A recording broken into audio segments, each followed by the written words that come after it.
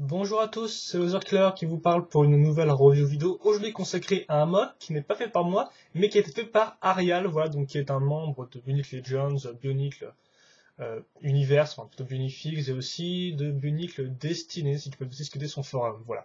Et donc, un mod que j'ai fait donc de lui pour le présenter au Festibrick, et donc maintenant je vais vous présenter à vous plus en détail, et il s'agit donc de Finn, voilà. On va commencer par le corps tout d'abord. Donc le corps utilise une base Inika, donc excusez-moi effectivement car le mock est avant tout noir, vert foncé et blanc. Donc à la caméra, les couleurs ne ressortiront pas génial comme vous pouvez le voir, mais j'espère normalement vous comprendrez. Donc base Inika, ce qui fait qu'on a ici un bassin métru, comme vous pouvez le voir, qui est raccroché donc à la base Inika en elle-même. Ensuite, qu'est-ce qu'il y a de nouveau par contre? Déjà l'ajout d'un coup Glatorian à ce niveau-là, voilà. Ensuite l'ajout d'une pièce, comme vous pouvez le voir ici, qui servira pour boucher les trous, et ce n'est pas la seule pièce qui servira pour boucher les trous, car effectivement, on va aussi caser donc cette cage thoracique métrue à ce niveau-là, voilà, ce qui fait qu'on aura quand même, on va dire, une partie un peu plus autre chose que juste une pièce toute fine, quoi. Idem d'ailleurs pour les yeux de Borok que j'ai rajouté personnellement, car effectivement, j'ai aussi fait quelques modifications sur le mock avant de l'amener au Festibrick, donc ça fait que, de toute façon, vous avez la galerie du mock original en lien dans la description de la vidéo. Donc regardez la galerie et puis regardez la vidéo et puis vous verrez les différences que j'ai apportées au modèle. Voilà. Donc comme vous pouvez le voir, les pièces qui accrochent la base Inika et le bassin métru, ce sont des barres cylindriques de 3, ce qui fait qu'elles ressortent ici. Et donc ça fait qu'on va utiliser ces trous-là pour caser un pied de Borok, donc qui est vert métru, avec donc cette pièce-là qui est reliée à l'arrière. Ça, on case ici, voilà. On lève les yeux pour qu'ils coincent contre le pied, donc ça fait qu'ils ne bougeront pas. Hein. Et maintenant, il est temps de passer donc à l'arrière du modèle avec donc cet ensemble-là, qui est comme vous pouvez le voir, un pied de Piraka, sur lequel, donc sur ces deux trous, on a raccroché cette pièce-là avec ensuite des dagues de Maritoran, et enfin, on va raccrocher donc un bouclier de Borok blanc avec une pièce hantée ici et une barre de 3 cylindriques à ce niveau-là. Il faut noter que de base, on va mettre cette partie-là ici, mais j'ai juste de me rendre compte avant la vidéo que comme vous pouvez le voir, là, ça dépasse un peu, c'est un peu moche, on peut au final mettre cette partie-là ici. Donc la mettre comme ça, et donc au final c'est quand même un peu plus joli. Bon, néanmoins, comme je l'ai vu juste avant la vidéo, ça, je vais pas le faire. Donc je vais laisser le modèle vraiment original comme ça. Voilà. Et donc ça, on va le raccrocher sur les deux trous qu'on a ici, qui sont effectivement libres. Je vais y arriver peut-être. Voilà. Donc maintenant, on a ces éléments-là qui sont faits. Et il est temps de passer, je pense, aux bras et aux jambes, car effectivement le corps n'est pas encore entièrement complet, mais ça, vous comprendrez après pourquoi, car vous allez voir, Finn est un chasseur de primes, mais il a beaucoup d'armes sur lui, c'est le moins qu'on puisse dire. Donc on va peut-être faire les jambes en premier, oui, ouais, on va faire les jambes. Donc il ressemble à ça, donc comme vous pouvez le voir, double connecteur long, jambes de Rakshi, et enfin, pied de Inika avec griffe, voilà. Vous remarquerez vite fait qu'on a quelques pièces en plus, donc à l'arrière de la jambe, donc ça, c'est avant tout pour la décoration. D'ailleurs, je me demande si on n'a pas pu mettre une pièce comme ça aussi à ce niveau-là, là aussi une modification que je me demande si on aurait, qu'on aurait peut-être pu faire, je suis en train de me dire. Et surtout, ce qui est plus intéressant, c'est cette pièce-là, en fait, qui servira à tenir une arme, voilà. Mais comme vous pouvez le voir, notre jambe n'est pas complète, donc on va d'abord caser cette protection Inika.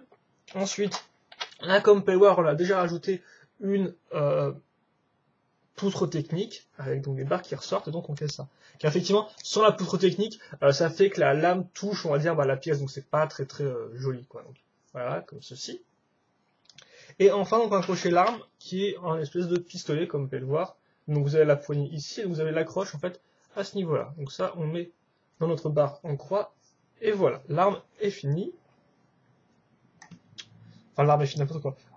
La jambe est finie, donc c'est pareil de l'autre côté, sauf que là, par contre, comme peut voir, l'accroche sera différente, car on va mettre une arme différente, ce sera une lame. Alors, au début, je me demandais pourquoi c'était vert pomme, cette lame, devait être argentée ou blanc. Shadow m'a dit peut-être parce qu'elle est empoisonnée. Donc je me dis, il a raison, effectivement. C'est un code couleur plutôt simple, mais ça peut marcher. Même si moi, j'ai pas compris le truc, mais bon. À part ça, c'est simple. Donc, on accroche ça. Je pense que je le fais mal si je mets autant de mal à mettre un ball joint dans un connecteur. Ou plutôt un connecteur dans un ball joint. Quoique, c'est... Ah, mais... Toi, t'as accroché, toi? Oui, merci, comme ça. En plus, c'est 2008, donc... bonjour les trucs qui se pètent, hein, même quand c'est pas du vert pomme. Merci, Rigo. Voilà. Donc on a les jambes qui sont finies. Maintenant on va passer aux bras. Et au final, bah, c'est assez proche des jambes, car comme on peut le voir, double connecteur long 2008, à nouveau une jambe Rakshi qui sera fine, et un connecteur au bout. J'ai mis, alors ça par contre, ça je crois que c'est un de mes rajouts, j'ai mis donc un pied, enfin une pied, quoi, je sais pas ce que j'ai avec mes pieds, un œil de broc blanc, donc pour combler le trou et pour faire un rappel de forme avec les yeux qu'on a déjà sur le corps, voilà. Donc ensuite, on va prendre à nouveau une armure comme ça, ce qui peut être un petit rappel de forme pas trop compliqué.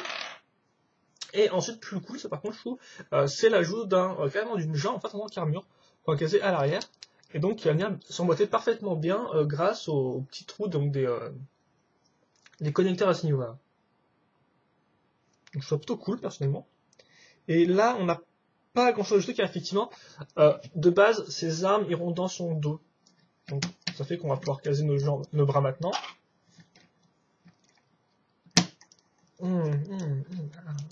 J'aime bien ça. Ensuite, on va caser la tête, qui est une taille latérale, comme on peut le voir, qui est déjà bien utilisée, car on va retrouver donc deux accroches, donc une dans son oreille, une dans sa tête. Donc celle dans son oreille, en fait, c'est pour mettre un viseur intégré, donc qui est fait, comme on peut le voir, avec ces pièces-là, voilà. Donc bah, vous pouvez le lever et le baisser pile sur son oeil, hein, comme on peut le voir, normalement, le trou est bien carré sur son oeil, ce qui rend plutôt bien.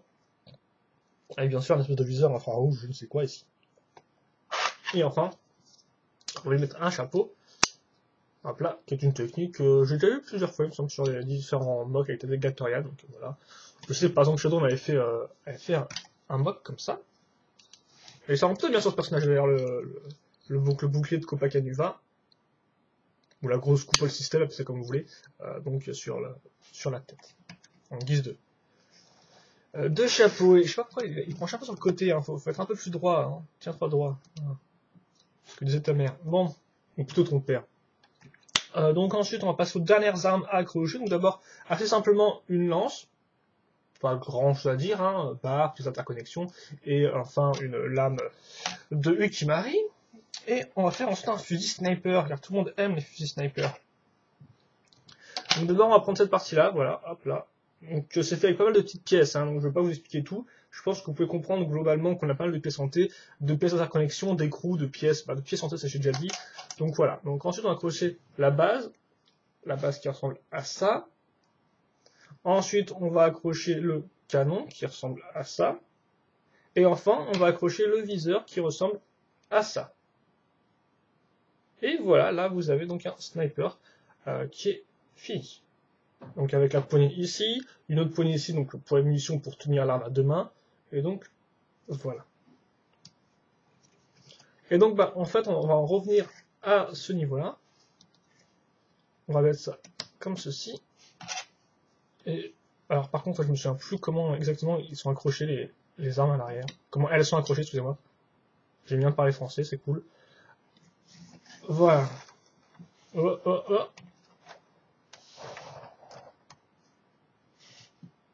Donc voilà à quoi ça ressemble. Et donc, bah, je pense qu'on a fini le mock. Je suis en train de la rendre, même si on va peut-être pas le voir entièrement à la caméra. C'est un peu chiant ça. Voilà. Bon, par contre, tu feras le plaisir de tenir rang droit et pas pencher en avant, s'il te plaît. Point Tower, t'as fait essai pendant que je suis dans la rende.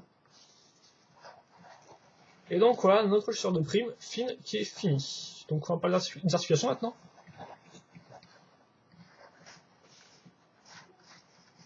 Voilà. Donc les articulations avec les armes qui voilà, vont pas me gêner, je pense. Donc les jambes peuvent monter jusqu'ici, vous pouvez un peu les déplacer, donc franchement il n'y a pas de problème, hein, comme vous pouvez le voir, c'est assez athlétique quoi. Ensuite vous avez les genoux qui peuvent, je pense, tourner un peu plus que 80 degrés du fait de la pièce ici qui va donc bloquer le mouvement. Donc voilà, un tout petit peu plus, hein, 92, 95. Je suis pas non plus un expert en angle. Bon, bien sûr que les armes qui sont sur rotation vont tourner, mais ça c'est pas vraiment une articulation en elle-même. Hein.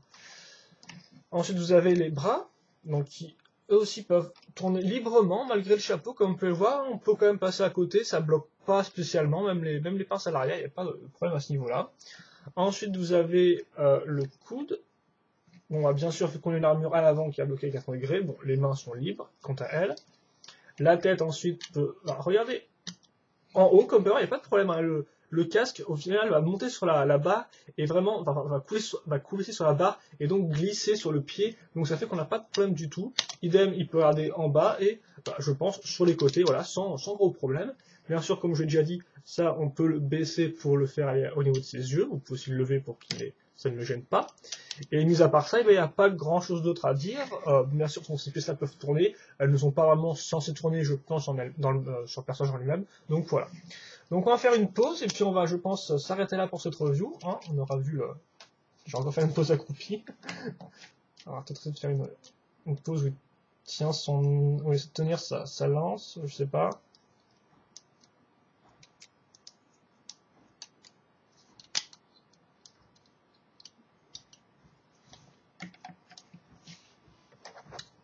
Est-ce que ce sont des bruits de trucs qui tapent? Ça vient d'en bas, ça. Alors attendez, par contre, ouais, ça m'a l'air, je pense que je suis assez clair là.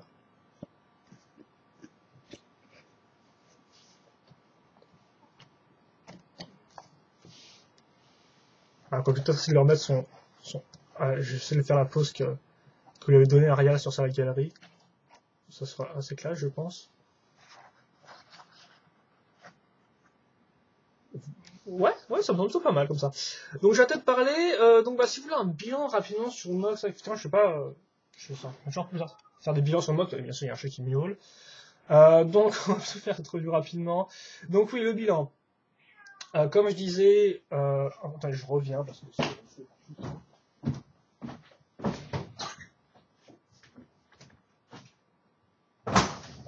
Voilà, excusez-moi, on finit ça rapidement. Donc oui, schéma de couleur, et bien un schéma de couleur qui est plutôt sympathique, je trouve, même s'il prend des couleurs un peu foncées que j'aime pas spécialement, comme par exemple le vert métru, et bon, c'est vrai que effectivement noir, blanc, c'est un peu classique, mais l'ajout des trois couleurs ensemble fait que on a un schéma de couleur qui marche bien, avec bien évidemment un contraste assez cool entre les couleurs foncées qui sont noires et le vert métru, et donc le blanc, ce qui fait qu'au final ça fait ressortir l'ensemble, et donc ça fait qu'on a un mob qui selon moi qui a un bon schéma de couleurs, et en plus les couleurs sont bien sont bien casées, quoi. Elles sont bien, j'arrête pas de dire, je sais pas pourquoi je vais les proportionner. Elles sont bien placées, voilà. Elles sont bien réparties sur l'ensemble. Ensuite, vous avez la construction qui est somme toute simple sur certaines parties, mais au final, qui n'en demande pas beaucoup plus, je pense. Ouais, non, franchement, j'ai pas grand-chose à dire sur la construction. La base est bien faite parce que on a une base Nika et néanmoins il rajoute quand même quelques petits éléments en plus pour la compléter, pour la boucher un peu. Et le dos, par exemple, est intéressant à ce niveau-là, même si, bon, comme je dis, on pourrait un peu mieux le faire en casant le bouclier un peu plus bas, mais bon, c'est pas un gros problème. Et après, moi aussi, ce que j'aime bien niveau construction, c'est les bras. Voilà, j'aime bien l'ajout des jambes à l'arrière pour faire un peu une grosse armure. Je trouve ça assez... franchement, une bonne idée. Pour une fois, les ball joints libres ne me dérangent pas plus que ça, parce que souvent les ball joints qui ressortent, ça me gêne un peu, comme les barres qui ressortent. Mais là, j'ai pas de gros problèmes avec ça. Bien sûr, ça c'est mon avis à moi. Ça me semble logique. Ensuite, vous avez les articulations qui sont qui marchent bien. Donc bien sûr, forcément du fait du design, on a des limitations à 400 degrés, mais après je vais pas grand chose à dire. Par contre, je tiens à noter que la tête est quand même très bien articulée, hein. Comme vous avez pu le voir, même si on a un pied à l'arrière, elle peut quand même vraiment bien se déplacer dans tous les sens. Ça, franchement, c'est plutôt cool. Donc ouais, non, articulation, c'est on va dire le minimum demandé, je pense, pour les bras et les jambes, 400 degrés, mais néanmoins ça marche. Il est bien articulé, il peut bien bouger, donc franchement, il n'y a pas de problème à ce niveau-là. Et enfin, au niveau design général, alors ça, effectivement, j'ai fait quelques petites modifications par la suite, mais je pense qu'il rend bien. Ça, effectivement, on a un peu un mix un peu bizarre, enfin qui peut sembler bizarre entre le fin et le large, car on a quand même des doubles connecteurs longs, les pieds les jambes de Rachid sont quand même assez fines c'est vraiment c'est les jambes les plus fines existantes, quoi, j'ai envie de dire. Mais néanmoins, on a quand même du large avec, par exemple, les grosses poutres techniques avec les lames dessus, les grosses jambes, comme j'ai dit, qui sont mises à l'arrière, le fait, par exemple, que là, on ait une double armure pour le bras, quasiment une double armure aussi pour les jambes avec la petite pièce de planche à l'arrière. Donc c'est vrai qu'effectivement, on a un contraste entre fin et large qui peut sembler un peu bizarre, mais néanmoins que je trouve assez bien fait, car les formes s'enchaînent bien. Je veux dire, là, on voit clairement qu'on a un corps qui est franchement comme ça. On voit bien les formes, en fait, avec les couleurs, on voit bien les formes se démarquer entre elles, je trouve. Voilà. Et donc ça fait qu'au final, eh bien même sur un contraste un peu fin et un peu plus épais, eh bien ça ne pose pas de gros problèmes. Voilà. Donc au final, moi je trouve que c'est un mode sympathique. Il est pas incroyable, il n'y a pas non plus des techniques de fou furieux, mais néanmoins, il marche bien encore une fois de plus. Et il est somme toute intéressant, d'autant plus que les différentes accroches pour les armes sont quand même, je trouve, un bon point. Après, les armes en elles-mêmes, on aime ou on n'aime pas. Je suis pas spécialement fan de toutes plein de petites pièces ensemble, mais bon, elles font quand même leur affaire et on les reconnaît assez rapidement. Donc bah, là encore, un bon point pour ce mode de Arial, mais bon, je pense que j'ai déjà tout dit là-dessus. Et donc bah, maintenant c'est à vous de me donner vos commentaires, vos questions, vos impressions sur ce mode-là. Et donc bah voilà, je pense que c'est tout. Et donc j'arrête de répéter, c'est tout. Donc bah, j'espère que vous avez passé un bon moment avec moi. J'espère que vous avez apprécié la revue, évidemment. Donc, comme je dis questions sur la vidéo, n'hésitez pas à les poser. Et je vais passer une bonne journée, une bonne après-midi, une bonne soirée, ce que vous voulez. Portez-vous bien, c'est ce qui compte, voilà. Et puis nous, on se retrouve plus tard pour une prochaine vidéo. Allez, à plus.